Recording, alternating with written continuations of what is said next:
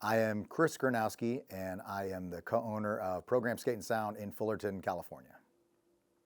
My background in the music industry is I had done some management of bands as well as some production and being in bands myself, and done marketing on the label side of things. So I bought Shelter in like 2004 and moved it to Fullerton somewhere around 2007 and became definitely a part of the Fullerton and Placentia skate community. And that gave me the knowledge that allowed me to open Program up in 2011. Program is basically the merging of a couple different ideas, specifically skate and sound, whether that falls into skateboarding, the apparel that goes with it. And then the music is vinyl, it's CDs, it's cassettes, it's the band t-shirts. And then it's the idea of putting those two things together, connecting those two things together. So I started Program with my partner because I felt there was a big hole in the market for something a little bit more niche. My partner's name is Ephraim Schultz. He's the singer of Manic Hispanic, of Death by Stereo, of the Voodoo Glow Skulls. I've known him for a better part of more than 2 decades. He and I had the same belief systems. Loved skateboarding, we loved punk, we loved hip hop, we loved reggae, loved ska. The skateboarder is basically like a musician. Every drummer sounds different, every guitar sounds different, just like every skateboarder skates differently. In Program, I think we've got 2 things. We have music that we like personally, but at the same time, we're also carrying music that our supporters, they like. I think it's important to have skateboarding and music under the same roof of Program because it's something that goes hand in hand with one another. It's like you're listening to music to the skate spot. You're skating to music as you're there, and when you leave, you're listening to music. So you're always constantly something in your ear. I love it. I love the way it makes you feel. A good song could make you want to skate really well. I think it's important to inform the skateboarder of the music that he's hearing in his video and to give him another creative outlet. I would have loved to have walked into that store when I was younger, just riding my skateboard around. And then to see the records right next to there would have been clutch. I think that music and skateboarding go together. Mainly the first place personally where I see it come from is the skate videos. I learned a lot of music that I love today, mainly the Pixies, which is one of my favorite bands. I learned from Dustin Dolan's Baker 2G Part. It's definitely one of those things where I don't know if one could exist without the other entirely at this point. People grew up doing both. They just never thought to have both together. And we just thought, make it easier for them. So when we started Program, we knew what we were doing was a little different. And I know there's other places that have done this before. And I just wanted to do it in a little bit more unique of a manner by maybe even doing some events to try to bring more community together, whether it was more skateboard meet and greet stuff, it was bands actually playing.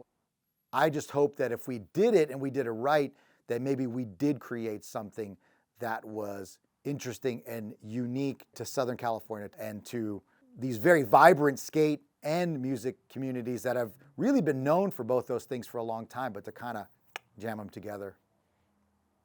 I don't recall many places like that growing up, the availability to have this all ages kind of tight-knit, very in-your-face kind of venue available. It's incredible that that exists because, again, how often do you find a skate shop that is so willing to throw shows? For local bands, for big bands, they want everybody. It's crazy. Like for us, like I said, we've played huge stadiums where there's thousands of people, and to go into a shop to play for like 50 people, it's definitely a very humbling experience and definitely lets you know where you're at, and you should never think that you're too good for that. you know? Everything that we make still goes back into the store to try and grow it, to give people more opportunities to buy more music, to buy more skate stuff, to have more selection. Doing the in-stores for bands to exhibit themselves and to play their records that we carry, I think is huge, because a lot of bands, it's difficult for them to draw 200 people to anywhere. Everybody deserves an opportunity, and it's great for a place like Program to offer that to younger bands that can't make it into a venue.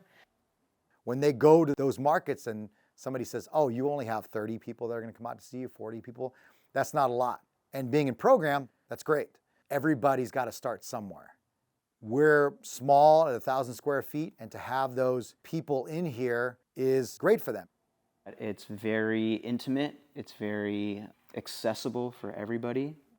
It gives the kids in the neighborhood this instant access to these bands. And again, it makes you want more. It really pulls you back in. I'd be lying if I said everybody loved it from day one. There was a lot of people that thought it was a terrible idea, that we'd go out of business, that we wouldn't even last for a few years. Some of those people were our friends. Some of those people were in skateboarding. In fact, I even think that skateboarding itself was a little bit resistant to the idea, because I was like, well, you should just be a skateboard shop.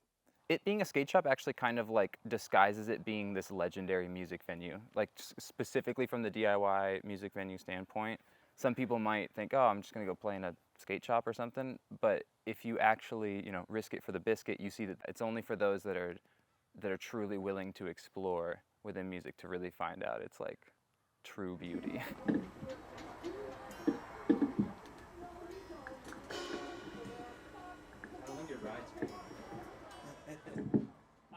I think skateboarding has become more open-minded the last half decade. I think you're seeing a lot more variety, diversity coming into skateboarding. And you're seeing those types of things, growing together as a community, because that's the way the real world is. And skateboarding should reflect that as well, because skateboarding's always been on the edge. Skateboarding should always be slightly like counterculture. Those types of things should all be reflected under this roof and under the name of Program. So the negative reactions just really just fueled us, because I think we really believed in what we were doing. I think the events that we do in the shop are probably the most crucial thing, because I think it really creates a lifelong impact. Whether it's like a meet and greet or, it's a demo. I mean, we have limited space. We don't have a skate park here, so sometimes it's just showing somebody how to do a kickflip on flat ground. The bands that play here, whether they're playing acoustic or whether they're bringing all their instruments in and cranking the volume up, I think those are the most important things that Program brings to the community. It's giving somebody a place to do it. More or less, I've played 5 to 10 shows at Program. I've attended more than that, though. Upwards 20, 30, that's for sure. I love the idea of special collaborations we've done with brands or bands especially. I think is a huge thing for us, because that's just us putting our stamp out there as to what we're about. I'm pretty sure Chris approached us about putting out the record, which is huge. Like, you don't usually get asked to put your record out. You have to reach out to other people or do it yourself.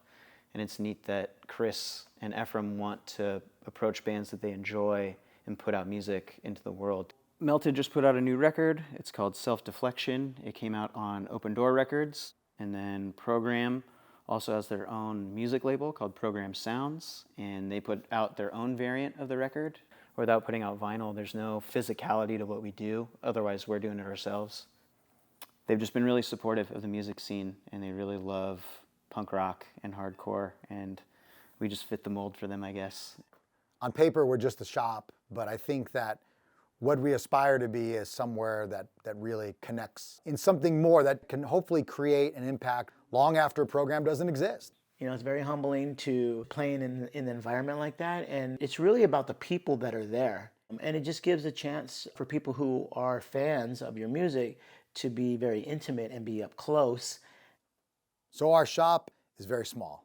Moving everything around and sticking 4 or 5 band members and all their equipment in here, putting several dozen people in here is a definite challenge. But it also creates this real sense of intimacy between the band and the people that are here. There's no stage. The PA is very basic. It's literally as DIY as you can possibly be, but all those things together create a experience that I think is difficult to duplicate really anywhere else.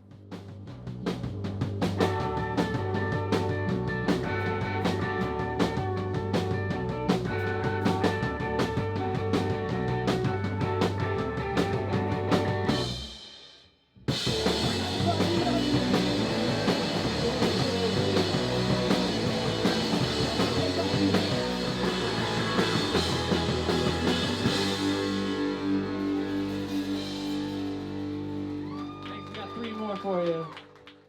One of my favorite things ever was in our first year, we had Ray Barbie play here. That's the first musical performance we ever had here. And to have a guy who's a great skateboarder, but also equally a great musician, everybody was just enthralled. It's Ray Barbie. He's playing guitar in program.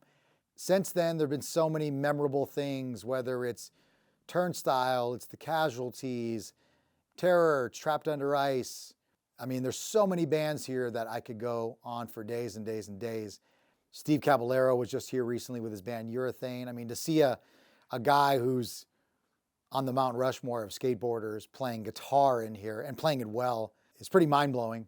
Tony Alva, have Todd Congealier in here with his band, to have them be here and to be the living embodiment of what skate and sound is about long before we put the words program above it, that's huge.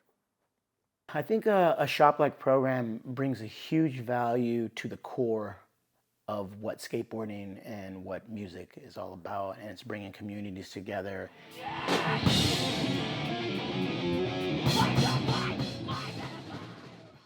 Very little damage has ever occurred here and very little theft. The crowds of people that come here are always respectful. They get this sort of social contract that we have with everybody, that this has to be fun and exciting, but also respectful, because they have to preserve it and maintain it for the next generation of kids. Those 2 hours that we have events here, 3 hours, are such a great fire starter. A successful event is really the energy boost that we get to open the doors the next day. I see us doing program for as long as people will let us, for as long as people will support us, as long as people will follow us. I have such fond memories of being 15, 20, 25 years old and going to shows and being part of punk scene. And those are the types of things that I know I want young people to experience on their own. We may be gone tomorrow, but I think that what we're doing here puts some positive spin on people's lives, whether it's in skateboarding, whether they're continuing to work in music, but just like the fact that we can all come together and have some commonality on 4 wheels or 6 strings. I think Program hopefully was a hub for all those types of things. Let's have some fun. Be safe, my baby's right there.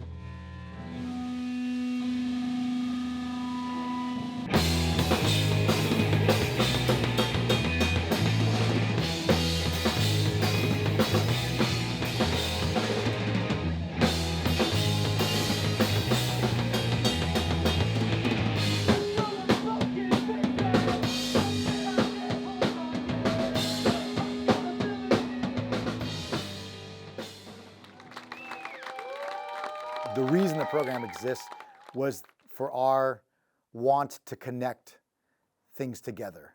Life is so much separation, and we wanted to bring those things together because those were things that we loved. Those were things that made us. As a result, we wanted to connect and to hand those things down, much in the way that people handed it down to us.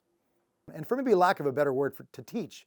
And so we wanted to be part of that machine that gave back to the community, that taught kids how to throw a show, how to play in front of people. Because if you don't have all these different little cogs in the machine, then eventually you're going to start to lose it.